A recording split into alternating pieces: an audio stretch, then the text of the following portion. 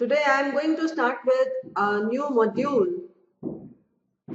and the name is Daily Life Usages.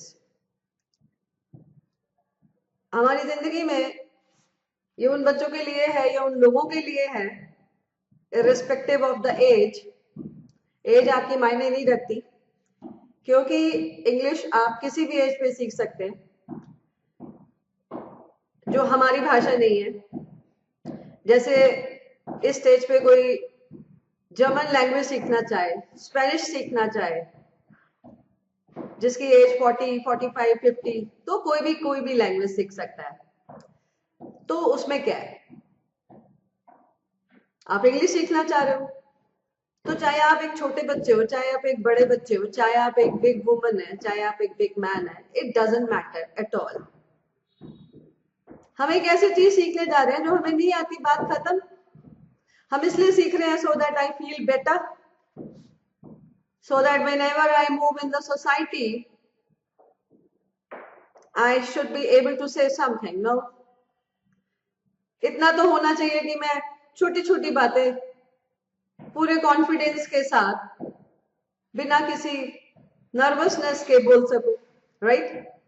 तो वो मकसद है इस मॉड्यूल का, डेली लाइफ यूजेस या यूसेजेस और sentences, what ever you feel like, आप इसको कोई भी नाम दें, कि रोजमर्रा की जिंदगी में, डे टू डे लाइफ में जो भी हमारे को situations we face, sometime we are talking with strangers also, we are at a bus stop और at an airport or in a market or in a cinema hall or in a hospital or in a park or just on a road, right?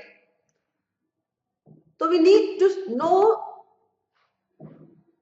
some very small sentences, इन छोटे छोटे शब्दों से, छोटे छोटे sentences से, जो कभी कभी 2 वर्ड्स हैं या 3 वर्ड्स हैं या 4 वर्ड्स हैं, हम बहुत कुछ समझा जाते हैं। तो वो अगर आपको फील आती है कि I am not able to make such sentences myself, तो फिर ये बहुत ज्यादा हेल्पफुल है आपके लिए, बहुत ज्यादा, जो मॉड्यूल मैं अभी स्टार्ट कर रही हूँ। And the very first topic, बहुत सारे टॉपिक्स आएंगे, countless topics are there. So the first topic that I'm handling today is some polite sentences. And every time जब भी मैं आपको कोई एक पर्टिकुलर टॉपिक दूंगी, पढ़ाऊंगी या बताऊंगी, whatever you say, तो I'll take one topic. If it's a long one, I'll take one topic in one lecture, whether it is of 20 minutes or 15 minutes or 30 minutes or 35 minutes, that doesn't matter, you know. So after that, you have to practice those sentences. आपने मानकर चलना है कि next video से पहले मुझे ये सब सेंटेंसेस कहीं ना कहीं बोलने हैं। अब कहाँ बोलो? अपने आप से बोलो। अगर दूसरे के सामने पसीना आ रहा है, घबराहट हो रही है, सांस तेज हो रही है, तो दूसरे के सामने बोलने से पहले अपने आप से बोलो। अपने आप से कैसे बोलूं? अपने घर में, अपने घर में तो लोग हंसेंगे, तो आप क्यों परवाह करते हैं? लोगों की परवाह करना छोड़िए, स्पेशली अपने फैमिली मेंबर्स की, कि वो क्या फील करेंगे, क्या फील करेंगे। हंसेंगे, हंसने दीजिए। उनके हंसने से आपका कुछ गया? नो। अच्छा, उनको मुस्कान दी आपने, उनको हंसी मिली, तो they are happy, so it's because of you. So have that positivity. किससे बात करूं? कोई नहीं है मेरे आसपास, तो खुद ही एक्स बन जाओ, खुद ही वाई बन जाओ। क्या मतलब? अपने आप से बात करो। आप एक होम मेकर है ना, housewife. Oh you got a maid, आपकी मेड आती है, आप उनके साथ बोलो, मैडम मेरी मेड को क्या समझ आएगा?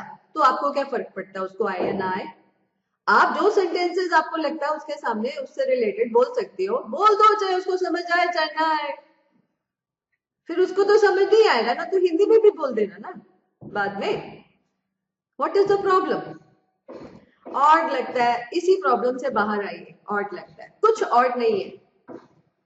आप खाना बना रहे हैं, आप घर में कुछ काम कर रहे हैं, आप कहीं भी हैं अपने घर में, आप अपने आप से ऊंचा ऊंचा बात करिए। But you try to use all these sentences before the next lecture. आपस में बहन भाई, आपस में फ्रेंड्स, आपस में स्पाउस, आपस में मम्मा बेटा, कोई भी आपस में दो व्यक्ति इस तरह से बात कर सकते हैं। एक और बहुत बढ़िया तरीका बताती हूँ। किसी एक को पकड़ लीजिए, फ्रेंड्स में या अपनी फैमिली में किसी एक को, एंड मेक द रूल कि हम दोनों ये सब करेंगे मिलकर और सिर्फ इंग्लिश में ही बोलेंगे, चाहे उसके टांग तोड़े चाहे इंग्लिश की हाथ तोड़े। Make it a rule. Be specific. No Hindi usage between you two.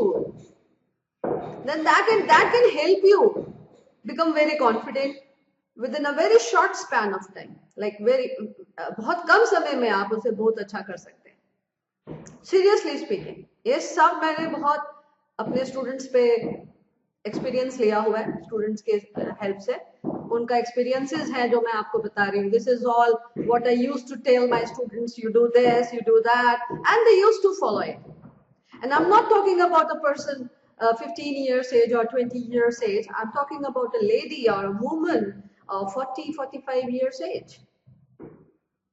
I have taught so many people of this age, you know. So it will work wonders.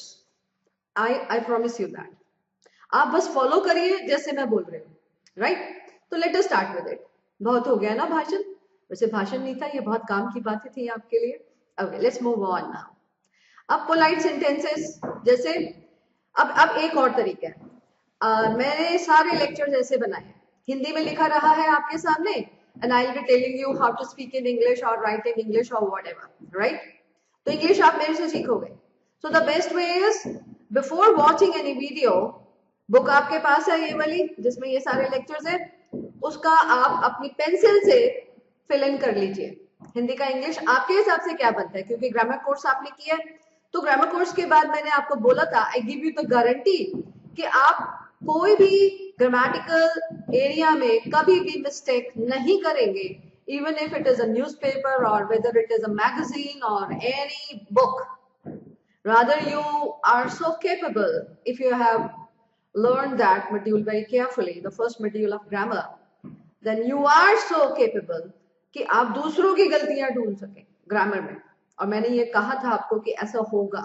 तो अगर आपने बिल्कुल वैसे सीखा है जैसे मैंने चाहा, जैसे मैंने समझाया, I am sure you must be very very good at grammar. So these sentences are really very simple that we are going to have now. Okay. So what you do before I start with teaching you these sentences into English, you first do the homework. How come? अपना register में बनाइए, आपकी book में जगह है, वहां पे pencil से लिख लीजिए, पेंसिल से लिखिए, लेकिन फिर वो वीडियो स्टार्ट करिए, फिर मुझे बड़ी कॉन्सेंट्रेशन से सुनिए, जो मेरा टोन जाएगा उस पे कॉन्सेंट्रेट करिए, उस सिचुएशन पे कॉन्सेंट्रेट करिए, then seriously you will be able to check yourself. और फिर आपको ये भी पता चलेगा कि ठीक है, मुझे अब इस बात का ध्यान देना है, अब उस बात का ध्यान देना है, तो you will do wonders. Okay, तो अगर आपने ये नहीं किया है तो इसको पॉज कर दीजिए या इसको बंद कर दीजिए वीडियो को, और फिर सारा होमवर्क कर लीजिए और उसके बाद फिर सुनिए।